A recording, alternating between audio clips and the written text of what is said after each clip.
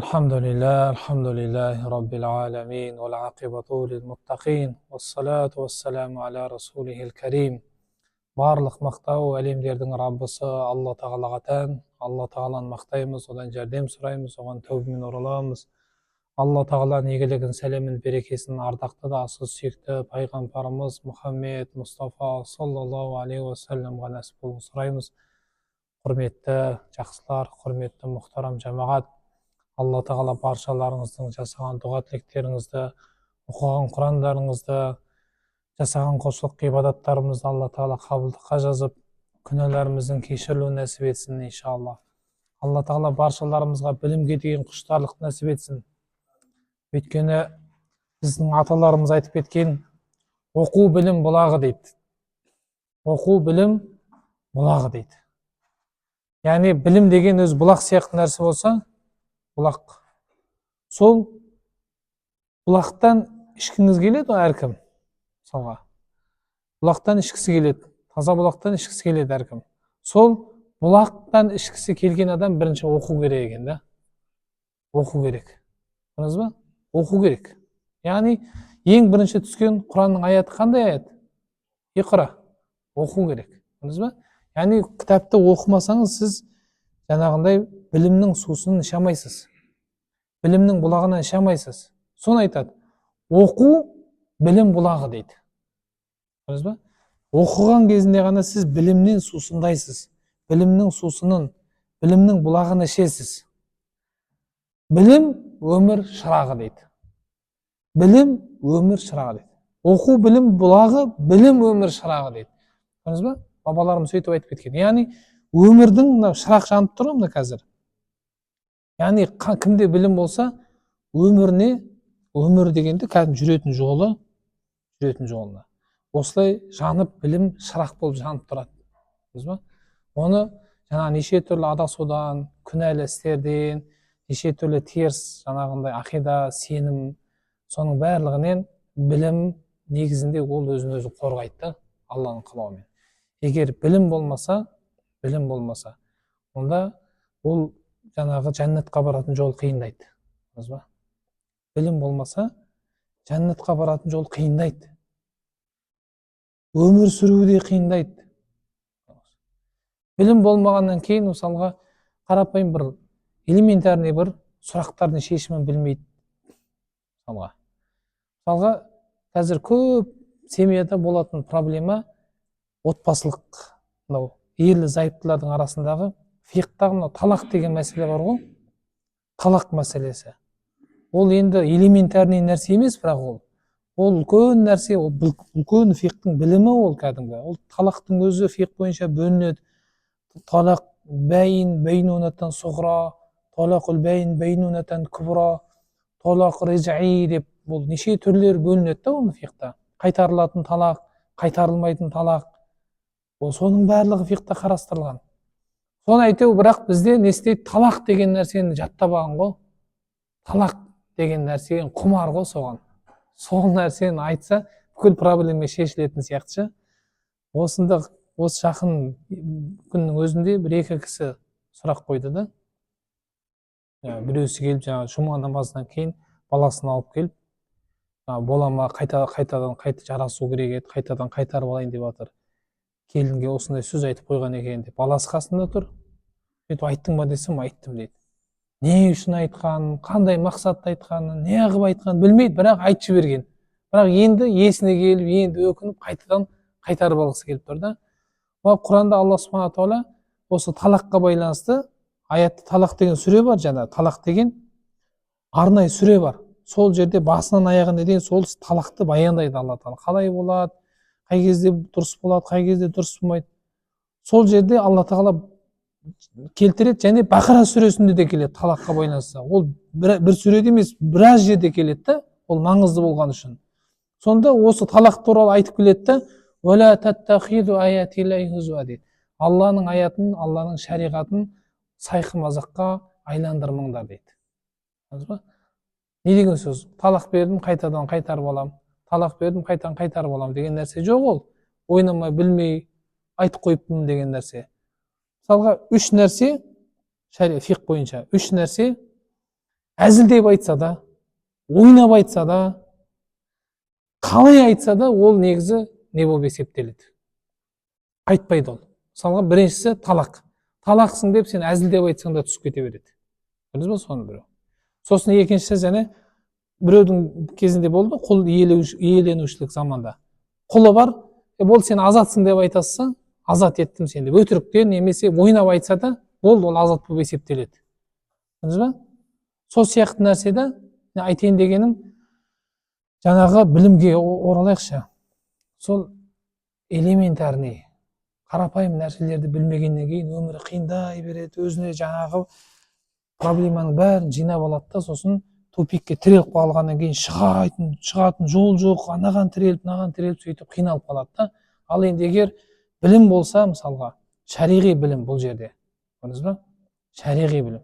Мыржақып Дулатұлы біздің кезіндегі үлкен ұлы әулие атамыз, ұлы ұстаз, ұлттың ұстазы. Сол кісі айтып кеткен, мысалы, бабаларымыз ғой біздің кеше өтіп кеткен. Сол білім туралы айтады енді. Әуелі үйренетін бір ғылымың дейді. Ең бірінші үйренетін бір ғылымың дейді. Бір ғылым деген ең бірінші білімің дейді. Әуелі үйренетін бір ғылымың өзіңнің мұсылманша дін ғылымың. Исламның шарттарын кәміл білсең, ақыретте азық болар шын ғылымың дейді. Екінші үйренетін тіл ғылымың дейді. Екінші үйренетін тіл, осы дүниенің білімін үйрене бер дейді. Орыс тілі ма, қандай үйренетін, физика, биология, математика, астрономия, бәрін үйрене бер. Бірақ бірінші үйренетін нәрсең бұл діннің білімі, шариғат білімі. Көрдіңіз ба? Сондықтан, құрметті жақсылар, фиқты үйренейік. Иншалла. Фиқта не айтылған, семьялық неге байланысты, осы талаққа байланысты не айтылған, бір кішкене кітап ақтарып көріңізші. Ақтарып, ізденіп, мысалға. Сосын жаңағы халал, харам деген нәрселерге байланысты үйреніңіз. Сол нәрселерді зерттеңіз, үйреніңіз. Өсек, өтірік, фиқ, мынау жаңағы күнәнің, мысалға. Кейбір күнәлер макрух болады. Кейбір күнәлар харам болады. Көрдіңіз ба? 8 амал бар исламда. Көрдіңіз ба? Парыз, уәжіп, мұстахаб, сүннет, макрух, харам деп сөйтіп, муфсид, мустакра деген сондай жаңа фиқта өзі 8 мүкәлләф деген жаңағы жауапкершілікті арқалаған, ақыл есі толған, мұсылман бәлиғатқа жеткен адам мойнына жүктелетін 8 амал бар. Көрдіңіз ба? Сол жерде мысалға соны білу керек та, мысалға. Парыз дегеніміз не? Парызға не нәрсе жатады? Уәжіп дегеніміз не? Уәжіпке мына нәрселер жатады. Көрдіңіз ба? Сүннет дегеніміз не? Сүннетке мынандай. Мұстахаб дегеніміз не? Мұстахаб мындай нәрсе. Харам дегеніміз не? Шариғатта ол не нәрсе, ұғым қандай ұғым білдіреді? Оған не нәрселер жатады? Макрух дегеніміз не? Макрухтың өзі екіге бөлінеді. Макрух танзиха, макрух тахрима. Харамға жақын макрух және харамнан алыс макрух. Соны үйрену керек. Көрдіңіз ба? Осыларды білу керек бізге, үйрену керек. Сондықтан бұл жерде отырып, мысалға біз енді 10 минуттың ішінде соны бәрін жинап бір адам үйіне құя алмаймыз, дұрыс па? Сондықтан енді бұл мысалға тек мешіттің жамағаттарына, сосын бізде тыңдап отырған, каналда тыңдап отырған, интернет желісінде тыңдап отырған жалпы тыңдармандарымызға айтатынымыз жалпы бірінші білім үйрену керек. Дұрыс па? Жаңағы осыдан 1-2 күн бұрын бір кісілер келіп неке қиып кетті, соны түк білмейді ғой. Исламнан еш нәрсе білмейді. Кәлиманың өзін зорға айтады. Неке қидырған кезінде неке қиюдың 4 түрлі шарты бар да. Некенің 4 түрлі шарты бар. Біріншісі мұсылман болу керек. Көрдіңіз ба? Мұсылманға ғана үйленеді. Көрдіңіз ба? Мұсылман кәфір адамға, мүшрик адамға үйленбейді. Қазір Құдай сақтасын айту, индусқа да кетіп жатыр, Алла сақтасын кейбір қыздарымыз. Қытайға да кетіп жатыр, орысқа да тиіп кетіп жатыр, негрге де тиіп кетіп жатыр мысалға да. Ол діні жоқ, ақидасы жоқ, тура жол жағада. Әйтеу сен риза болсаң болды, қызым, сен жыламасаң болды деп беріп жатыр да. Корейске де кетіп жатыр. Алла сақтасын. Бір танитын кісі бар еді. Көктөбеде біздің жамағат еді. Енді ғибарат үшін айтып кете салайын. неке туралы айтып отырмық қой, бәрі білімге, фиққа байланысты ғой. Бір ұл бір қызы бар еді. Сөйтіп сол қызы бір корейский фирмада жұмыс жасап жүрген. Сөйтіп осы мына жердегі мынау светофор бар ғой, 71-ші разрез мына жердегі Газпромнефтің қасындағы. Сол жерде аварияға түскен. Сөйтіп мынау үлкен жуан жілік бар ғой жаңағы. Сол жердің несі үзіліп кеткен да. Сөйтіп мына жерде анаған апарады, мынадан апарады, сөйтіп не істейді жаңағы. Емдемейді да. Сосын қасындағы бастығы кореец. Сол кореец келіп әкесіне ұсыныс жасаған қызыңызды маған беріңіз. Мен Кореяға апарып жақсылап емдетемін. Сөйтіп соның әңгімесінің арасын айтып отыр ғой. Қызымды сол корейцке бере салдым дейді да. Қызымды сол өзі үйленем, өзім жаңағы жазамын деп айтты дейді, соны бере салдым.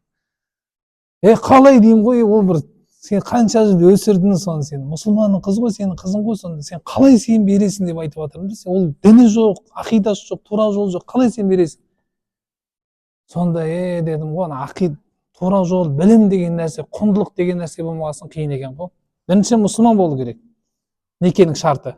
Екінші ижаба құбул, яғни алып қашып кеттім, айттым бүйтім деген нәрсе болмайды. Ижаба құбул деген ризасың ба, сен маған үйленіп жатсың, мен саған үйленіп жаттым, екеуі ризалықпен үйлену керек. Үшіншісі шахидейн, куәгер болу керек. Төртіншісі жаңа махр беру керек. Осы төрт түрлі шартпен неке дұрыс болады да. Сондықтан айтып жатқаным жаңағы көбісі білмейді. Калима шахадатты бірінші шарт. Калима айткызу керек отырған кісілерге, жаңағы калиманы дұрыс білмейді, айтамайды. Сосын айтам, айналайын, үйленіп жатсың, үлкен шаңырақ деген нәрсе мойнына кигізіп жатсың үлкен. Сондықтан бірінші сен кітап оқы. Кітап. Қандай кітап білесің? Кітап оқышы, айналайын, кітап деп, білім үйрен деп сөйтіп айтып жатырмын да. Сондықтан бәріңізге де ортақ нәрсе, иншалла, кітап оқиық, білім үйренейік, иншалла, көзіміз ашық болады, және жәннатқа баратын өмір сүретін жолымыз жеңіл болады. Ахир дағуана.